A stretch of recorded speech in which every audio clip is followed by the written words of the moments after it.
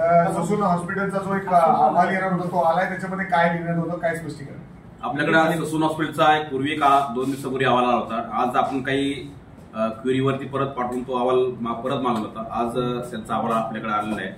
त्या अहवालानुसार त्याच्यामध्ये डॉक्टर गैसास जे आहेत दिल्ली हॉस्पिटलचे, त्यांनी त्यांच्या कर्तव्यामध्ये हलगर्जीपणा केला आहे, निष्काळजीपणा केलेला आहे असा ओपिनियन आल्यानंतर आपण आज तो गुन्हा दाखल केलेला आहे. त्या अहवालामध्ये नेमकं काय म्हणलंय, काय चुका झाल्या त्यांच्याकडून?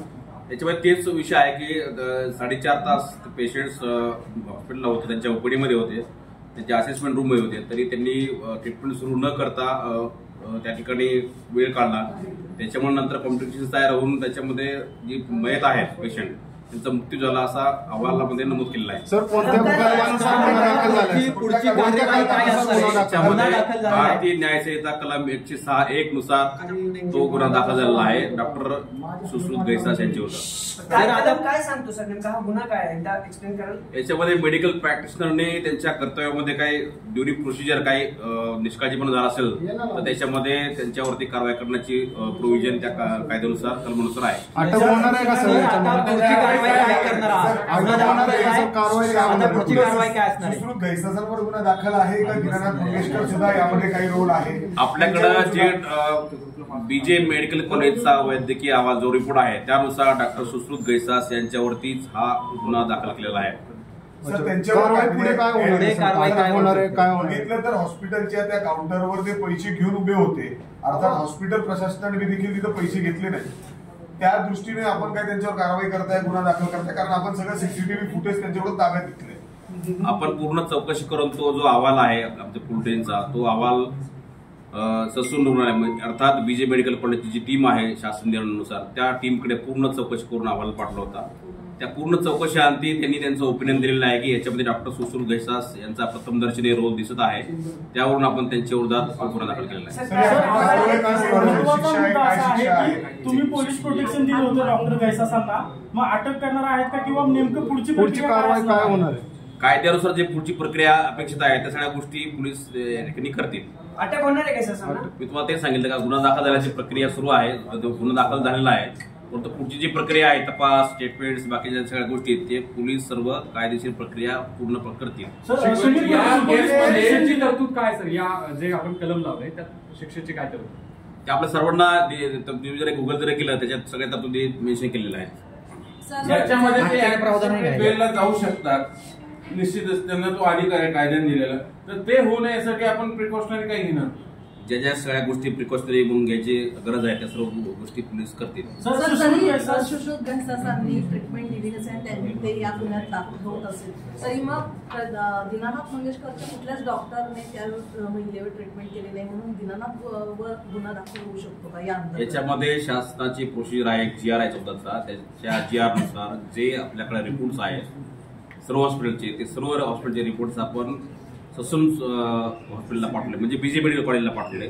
त्या अहवालानुसार त्यांनी सर्व त्यांची कमिटी बसते, कमिटीच्या ओपिनियननुसार याच्यामध्ये फक्त सध्या डॉक्टर सुश्रुत गैसास यांच्याविरुद्धचा रोल निष्पन्न झालेला आहे. त्यांचा हलगर्जीपणा किंवा निष्काळजीपणा या ठिकाणी चौकशीच्या अहवालामध्ये ओपिनियन जे आहे मेडिकल ओपिनियन त्याच्यामध्ये निष्पन्न झालेला आहे. त्या रोलनुसार आपण तो आज गुन्हा दाखल केलेला आहे.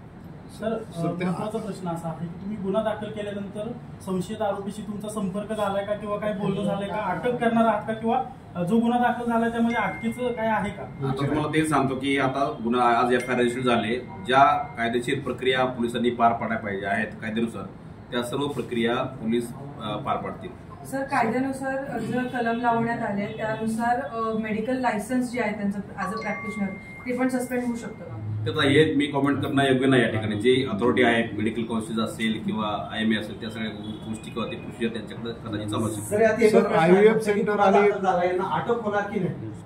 तुम्हाला ते सांगितलं की सध्या आता FIR रजिस्टर्ड आहे. ज्या पुढच्या ज्या प्रक्रिया आहेत तपास स्टेटमेंट्स बाकीच्या सगळ्या गोष्टी आहेत त्या सर्व पोलीस प्रक्रियेचा जो भाग आहे तो आता तुम्हाला प्रायमरी स्टेजला सध्या मी काही सांगत नाही, परंतु सध्या या स्टेजला आज रोजी त्यांच्या विरोधात गुन्हा दाखल झालेला आहे.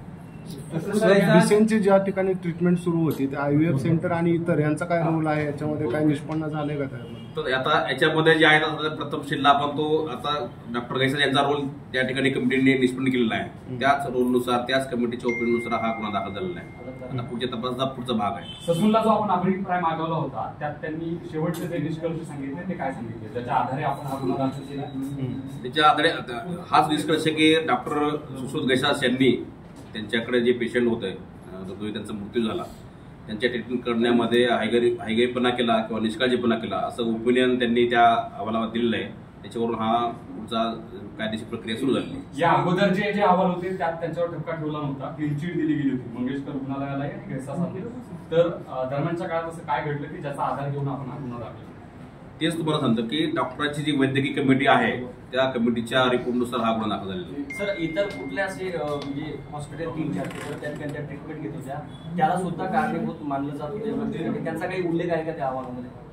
तुम्हाला ते समजू सध्या आता जे अहवाल आपल्याकडे प्राप्त झाला आहे ज्यांच्यावरती तो ठपका ठेवलेला आहे डॉक्टर सुश्रुत गैसा यांच्यावरती त्याच व्यक्तीवरती किंवा त्याच कन्सल्टंटवरती आपण तो गुन्हा दाखल केलेला आहे. सध्या हा तपास प्रायव्हेट स्टेजला आहे. जसं तसं तपास पुढे जाईल त्याप्रमाणे ज्या काही गोष्टी निष्पन्न होतील त्याप्रमाणे पुढचे कायदेशीर कारवाई जी असेल ती पोलिस नक्कीच करतील.